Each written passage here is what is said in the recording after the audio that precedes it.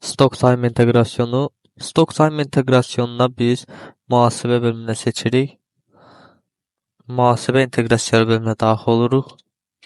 Buradan stok sayma inteqrasiyonunu tapırıq. Deməli, stok sayma inteqrasiyonu. Daxil oluruq stok sayma inteqrasiyonuna. Sayım fiş inteqrasiyonu, yəni bu bizə bir fiş yaradacaq. Şubemizi seçirik. Sayım dönemi seçirik. Yəni ki, stok sayım inteqrasiyonu hər ay sayımdan qurtardıqdan sonra bu işlem görülməlidir. Misal üçün, ən axırıncı tarix görürük ki, 30-11-ci ayla 1-11-ci ay tarix arasında seçilir. Bunu seçirik. Raporlaya basırıq. Və burada bizə həmin o satışların miqdarını, yəni qiymətini bizə göstərəcək ki, nə qədər məbləğdə satış edilib. Burada isə hesab kodları üzrə hərəkətlərini göstərir. Misal üçün, dana ətləri stok qrupunun hesab koduna baxırıq, görürük ki, 201.01 hesab koduna bağlıdır. Yəni, dana ətlərindən bir stok satılsa, bizim aktivimizdən azalacaq.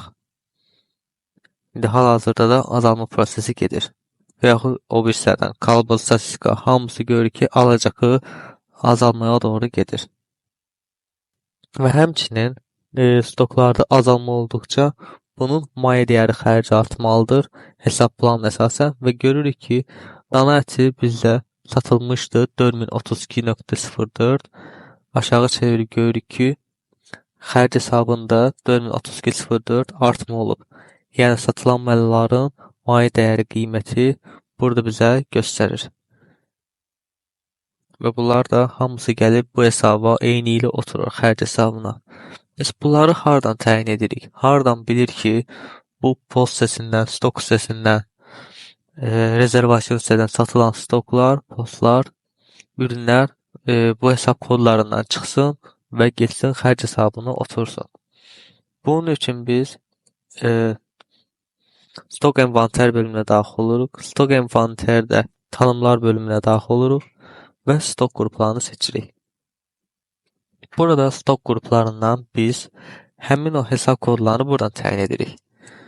Təyin baxıb görürük ki, dana ətləri bayaq ki, alış hesabının adı 201.01. Yəni alanda dana əti gəlsin 201.01 hesabına otursun.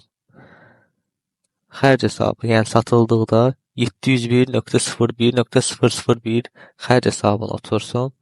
Həmçinin satış hesabında da 201-dən çıxsın. 201-də alsın, 201-dən çıxsın və xərc hesabında 701.01.001 hesabına otursun. Dəyişiklik etmək istəyəriksə, buradan düzənliyə basırıq və başqa hesab kodunu yaza bilərik. Həmçinin digər stok qruplarına da burada biz eyni ilə necə yazılmışsa onları düzənləyə bilərik. Aşağı şey görürük ki, bütün stok qrupları burada yazılır. Misal üçün burada texniki olan şeylər 207,05 hesab kodlarına yatırılıb. Deməli, bunlar əvvəlcədən təyin olunub, raporlu etdik və bunları artıq inteqrasiya etmək lazımdır. Hər sayım dönəmi qurtardıqdan sonra bunu inteqrasiya etməliyik ki, bizim o satış hesablarımız stoklardan, stok hesablarından çıxsın və xərc hesablarımıza otursun. Deməli, inteqrasiyon fişi oluştura basırıq. Eyləmlərdən mühasib fişi oluştururuq. Deməli, sayım fiş inteqrasiyonu bitdi və bunu inteqrasiya etmək lazımdır artıq. Bunun üçün eyləmlər bölümünə basıb mühasib fişi oluştura basırıq. Enteqrə etmək istəyir musunuz? Evitə basırıq və inteqrasiyon başarısız enteqrə edilib. Yəni göstərir ki, artıq bu tarixdə inteqrasiya olub. Yox, problem yoxdur. Biz indi inteqrasiya olunmuş fişə baxaq. Fişin nömrəsini kopyaladıq və bu bölümə daxil olduq.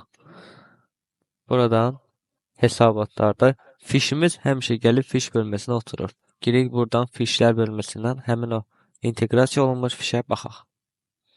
Kopyaladıq və bizim fişimiz artıq buradadır. Deməli, buna daxil oluruq və görürük ki, fiş ayın 30 tarixində inteqrasiya olub. Və buradan nə qədər hansı hesaba oturubsa hamısını buradan görə bilərik. Bunu biraz daha belə özümüz üçün başa düşənəcək. Deməli, yiyəcək xam mal stokundan alacaq bu qədər çıxıb və bu qədər çıxılan məbləği gedib bizim xərc hesabımıza yazın. Bu qədər stok sayma inteqrasiyonu olunandan sonra artıq heç bir şey etməyə lazım deyil. Amma burada əsas məsələ stok sayma inteqrasiyonu stok sayım edildikdən sonra edilməlidir.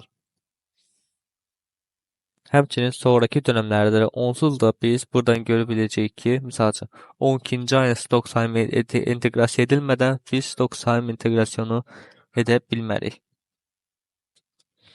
Həmçinin bunun əsas məqsədi odur ki, bu mənfəət zərərə gedən bir yoldur. Yəni bundan sonra ediləcək prosesdə yansıtma fişləri servisidir ki, onu ilə də biz mənfəət zərər hesabını çıxarıb 800-cü hesablara aktara bilərik. O növbəti mövzunun məzmunudur. Sağ ol.